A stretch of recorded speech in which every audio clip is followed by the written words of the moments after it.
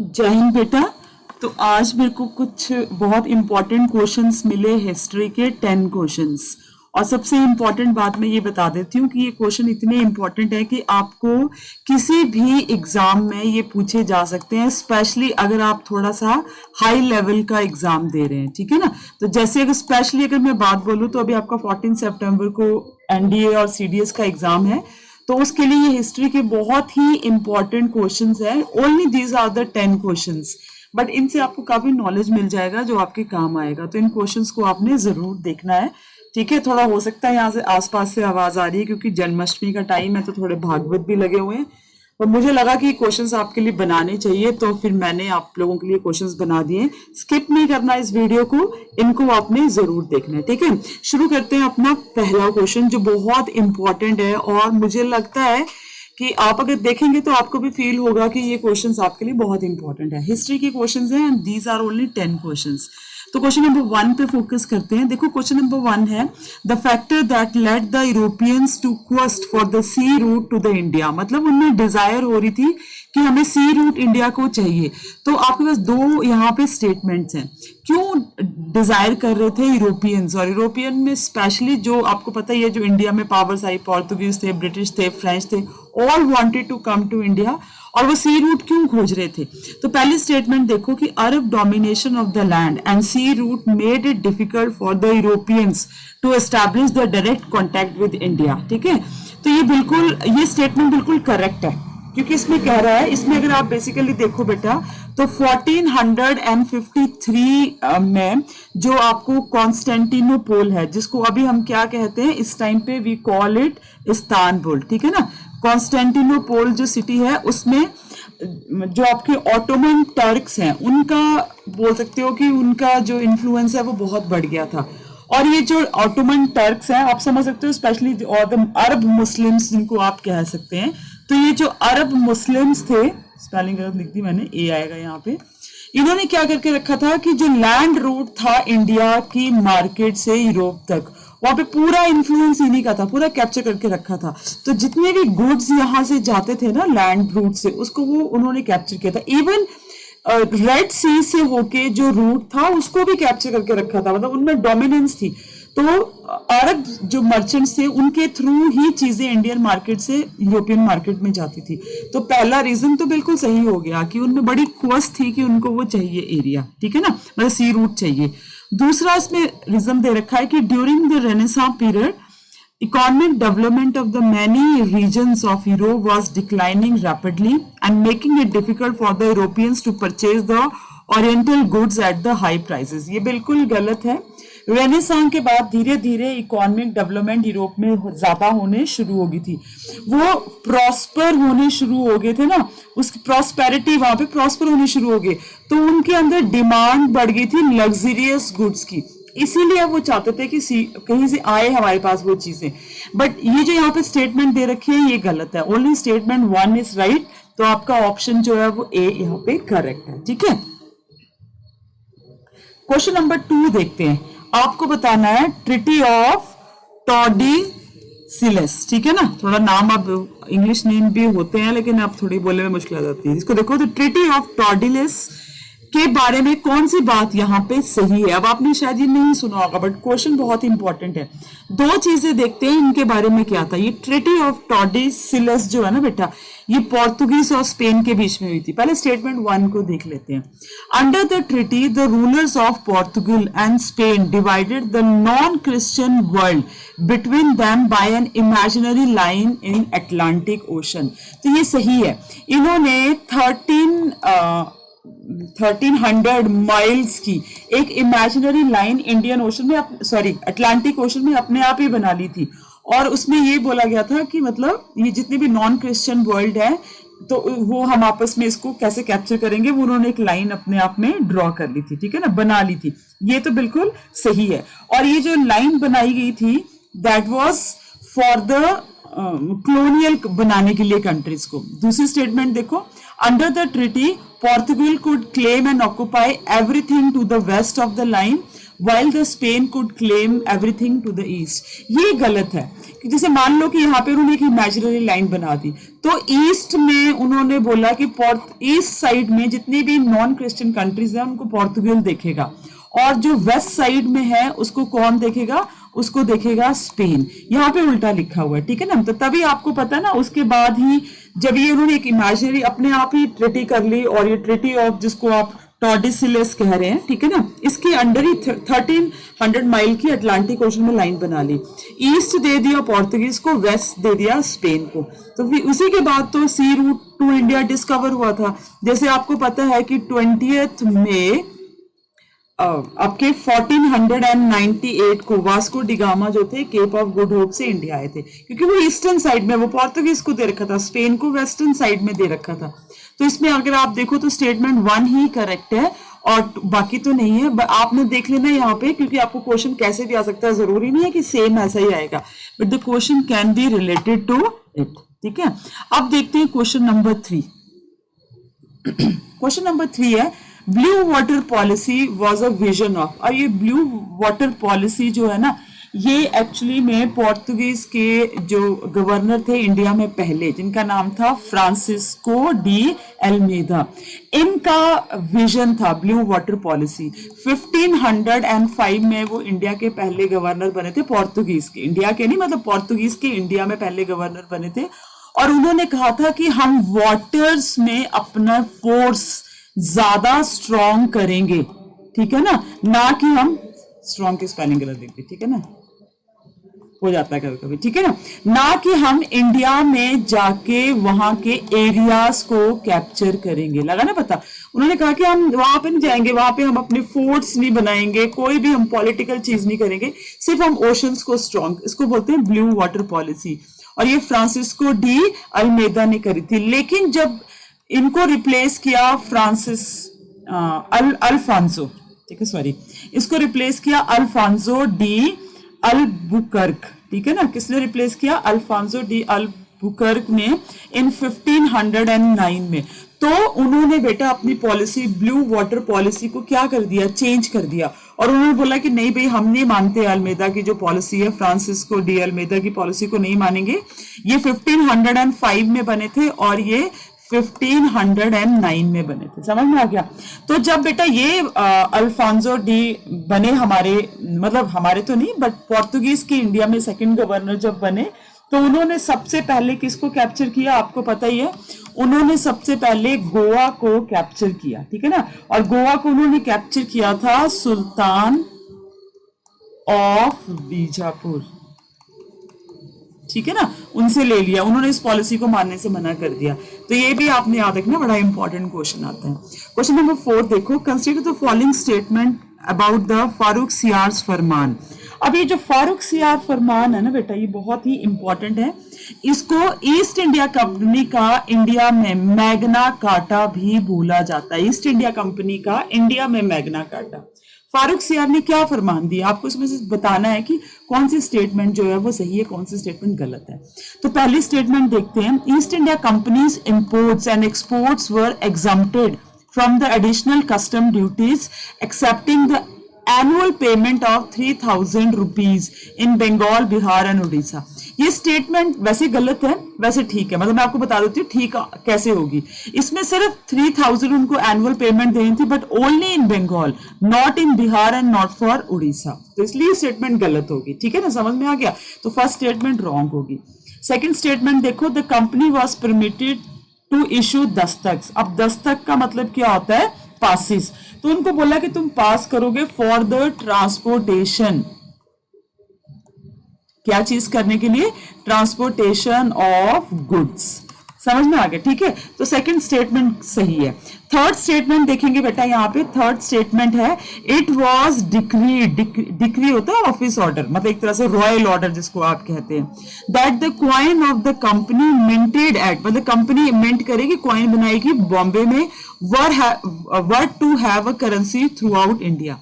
ऐसा नहीं है, उनको बोला गया था कि तुम कॉइन मिंट करो बॉम्बे में और वो करेंसी होगी, बट इंडिया की नहीं होगी, वो करेंसी किसकी होगी, मुगल एम्पायर, जहां जहां पे मुगल्स का एम्पायर था, ठीक है ना, वहां पे करेंसी वही चलेगी जो वो मिंट करेंगे।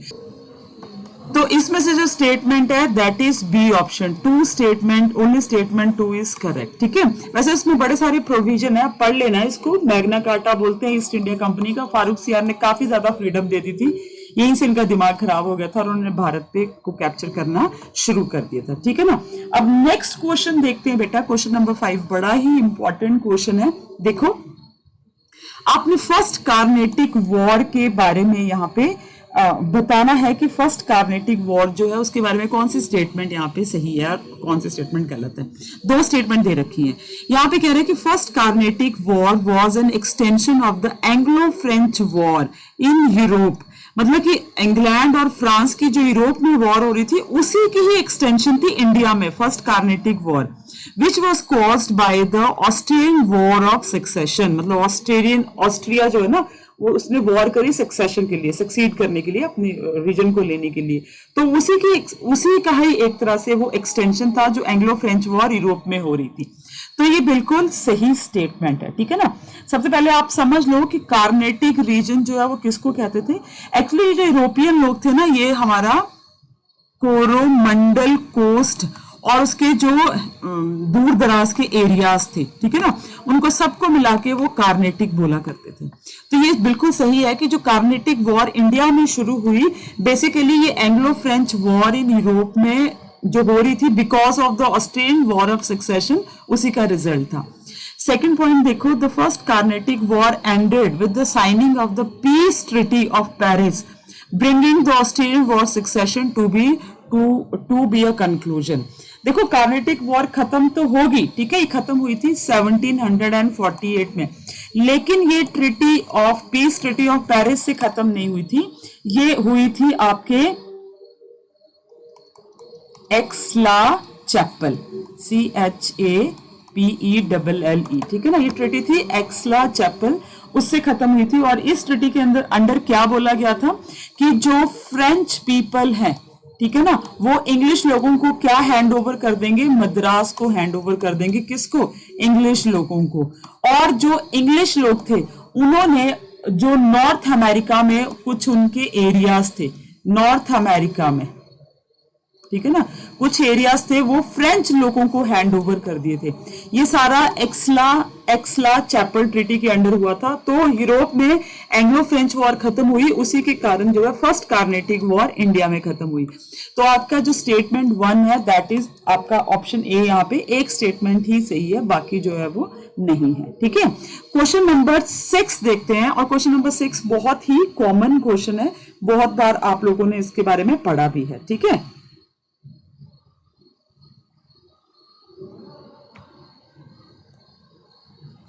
भगवान श्री कृष्ण की आप पता नहीं आरती सुनाई दे रही है कि नहीं दे रही है, बट यहाँ पे बहुत जोर से भागवत हो रहा है ना, तो उसकी आवाज आ रही है। पर फिर भी मैंने आपको क्वेश्चन बना दिए, जरूर देखिएगा इस वीडियो को। यहाँ पे देखो, आपको बताना है कि इनमें से कौन सी स्टेटमेंट्स ट्रू हैं। 1 है, 2 है, 3 है, ये सारी हैं। तो पहले देखो, the first battle of Panipat 1526 में हुई थी, बिल्कुल सही। बाबर और हेमू के बीच में हुई थी, गलत। It was between Babur and Ibrahim Lodi. ठीक है, किसके बीच में हुई थी? बाबर एंड इब्राहिम लोदी के बीच में हुई थी। सेकंड है, the second battle of Panipat is 1556। ये भी बिल्कुल, डेट तो बिल्कुल करेक्ट है, लेकिन ये हुई थी अकबर और हेमू के बीच में। ठीक है ना, तो इस चीज को आपने याद रखना। और थर्ड स्टेटमेंट है कि the third battle of Panipat 1761 में हुई थी, बिल्कुल सही है।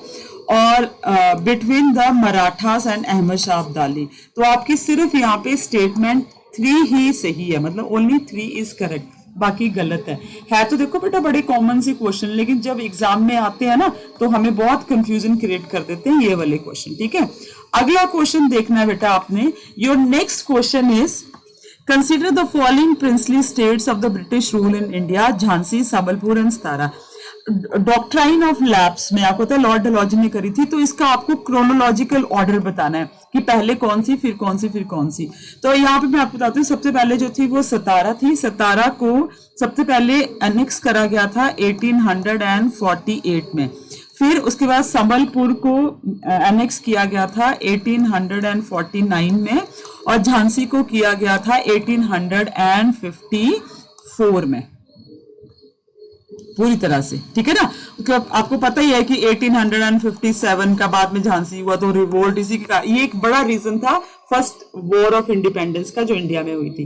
तो क्रोनोलॉजिकली 3 1 पे आया, 2 2 पे आया और 1 3 पे आया, तो 3 2 1 आपका ऑप्शन कौन सा सही हो गया बेटा यहाँ पे, ऑप्शन सी, ठीक है। नेक्स्ट क्वेश्चन देखते हैं बेटा, हमारा जो नेक्स्ट क्वेश्चन है दैट इज अबाउट द आपके जो ये थे अपने मराठास के ऊपर है, ठीक है। यहाँ पे मराठास फैमिलीज है और यहाँ पे उनके एसोसिएट रीजन्स हैं। आपको बताना है इसमें से राइटली कौन मैच है। तो वैसे मैं आपको पहले बता देती हूँ कि होलकर्स इंदौर में ही थे और सिंधियास ग्वालियर में ही थे, तो ये दोनों सही है। तो गलत कौन सा है, तो गायकवाड़ जो थे वो नागपुर में नहीं थे, दोज वर इन बड़ौदा, ठीक है। और जो भोंसले थे वो थे नागपुर में, तो ये ऊपर नीचे कर दिया ना, आपको याद रखना बहुत जरूरी है। और जो पेशवा थे वो नासिक में नहीं थे, दोज वर इन पूना, वो पूना में थे, पुणे में थे। तो यहाँ पे आप दे सकते हो कि ओनली 2 पेयर्स, तो बी ऑप्शन जो सही है, लेकिन बाकी ऑप्शन आपने करेक्ट कर लेने कि करेक्ट ऑप्शंस क्या हैं, ठीक है। अब अगला क्वेश्चन देखना है आपने, with reference to the British administration policy during the 18th century and the late 19th century, ठीक है, late 18th century late 19th century, consider the following statement. आपको बतानी 3 स्टेटमेंट दी है, कौन सी गलत है कौन सी सही है। पहली देखते हैं कि Warren Hasting follow the policy of ring fence which aimed in creating a buffer zone to defend the company's frontier, बिल्कुल सही है। मतलब ये वॉरेन हेस्टिंग ने बनाया था, एक बफर जोन बना दी थी जिसमें अपने फ्रंटियर्स को सेव करने के लिए वो अपने नेबर्स के फ्रंटियर्स को भी सेव करते थे ताकि दूसरे आके वहां पे अटैक ना करें, ठीक है, तो ये करेक्ट है। नेक्स्ट है सब्सिडरी अलायंस जो लॉर्ड वेल्सली ने करी थी, और आपको पता ही है यहाँ पे permanent stationing of the British force within a territory of allying Indian ruler and to pay the subsidy for their maintenance. तो यही था कि परमानेंट सेटलमेंट में लॉर्ड वेल्सली ने करी थी कि जो इंडियन रूलर्स है वो ब्रिटिश फोर्सेस रखेंगे, उनको मेंटेनेंस भी देंगे, बदले में जो वो ब्रिटिशर्स फोर्सेस है वो उनको बाहर के अटैक से सेव करेंगे, ठीक है। थर्ड देखो, under the doctrine of lapse, ये तो अभी हमने पीछे पढ़ा, लॉर्ड डलहौजी ने करा था, the adopted son could be the heir of the foster father's private property. मतलब किसी ने अगर कोई बेटा, अपना बेटा नहीं है ना उसका, उसने बेटा अडॉप्ट किया है तो फादर की प्रॉपर्टी का तो हकदार है, लेकिन वो उस स्टेट का हकदार नहीं है, मतलब वहां का किंग नहीं बन सकता, ठीक है ना। And it was the paramount power of the British to decide, मतलब ये ब्रिटिश के हाथ में था to decide whether to restore the state on the adopted son और टू एनेक्स इट। मतलब डॉक्ट्राइन ऑफ लैप्स में बोला गया कि अडॉप्टेड सन को फादर की प्रॉपर्टी तो मिलेगी बट फादर की स्टेट नहीं मिलेगी, मतलब किंग नहीं बनेगा, और ये उन पे डिपेंड करता है कि वो देनी है कि नहीं देनी, कि इसको अपने राज्य में मिलाना है। तो ये तीनों स्टेटमेंट सही है, 1 2 एंड 3, तो आपका ऑप्शन डी यहाँ पे क्या हो जाता है बेटा, करेक्ट हो जाता है, ठीक है, समझ में आ गया। अब नेक्स्ट देखेंगे हम question number 10 and this will be the last question of today and the questions are very important, जरूर इनको देखना बेटा, पढ़ के जाना। आपको मैच करना है बैटल ऑफ बक्सर, ठीक है ना, फिर battle of Wandiwash, battle of Chilianwala and battle of Kharda, दोनों में क्या है। तो सबसे पहले बैटल ऑफ बक्सर देखते हैं बेटा। बैटल ऑफ बक्सर 1764 में हुई थी एंड दैट वाज बिटवीन, जो यहाँ पे लिखा है ये नहीं है, राइट आंसर इसका क्या है बच्चे, बैटल ऑफ बक्सर हुई थी जो मुनरो, ठीक है ना, और उन्होंने डिफीट किया था किसको, मीर कासिम, थोड़ा नाम भी बड़े हो जाते हैं ना इनके, शुजुदौला, ठीक है ना, दौला, ठीक है ना, और साथ में शाह आलम 2, ठीक है। तो ये आपकी स्टेटमेंट तो गलत होगी। वांडी वॉश की जो फाइट थी वो 1760 में हुई थी between the French and east India company, तो आपकी ये स्टेटमेंट तो सही है, कि मैंने पूरा क्वेश्चन नहीं लिखा है, ठीक है, बट चलो कोई नहीं। उसके बाद बैटल ऑफ चिलाए वाला जो है वो डलहौजी और मराठास में नहीं हुई थी, ये भी गलत है, ये हुई थी इंग्लिश और सिख लोगों के बीच में, ठीक है ना, तो ये स्टेटमेंट भी गलत होगी यहाँ पे। ये बैटल जो थी बेटा ये हुई थी 1849, लिखने में बड़ी गड़बड़ कर देती हूँ मैं, स्लिप हो जाता है बेटा पेन पर लिखते लिखते, ठीक है ना। और उसके बाद आती है battle of Kharda. Battle of Kharda जो थी वो कब हुई थी? दैट वाज इन 1795 में between the Nizam and east India company. तो अगर यहाँ पे ऑप्शन तो देना ही भूल गई मैं, पर आपकी जो ऑप्शन बी और ऑप्शन सी, ठीक है, कौन सी दो ऑप्शन सही है? Option B and option C, और ये वाली ऑप्शन जो है गलत है, ठीक है। तो यहाँ पे बेटा मैंने आपको बहुत इंपॉर्टेंट 10 क्वेश्चंस करवाए हैं, इनसे आपके और क्वेश्चंस भी कवर हो सकते हैं, कभी कभी सेम क्वेश्चन भी आपको एग्जामिनेशन में आ सकते हैं, ठीक है। तो फिर इनको जरूर करिएगा, और फिर अगले वीडियो में मिलते हैं अगले क्वेश्चंस के साथ। तब तक जय हिंद, जय भारत, पढ़ते रहो और लाइफ में आगे बढ़ते रहो।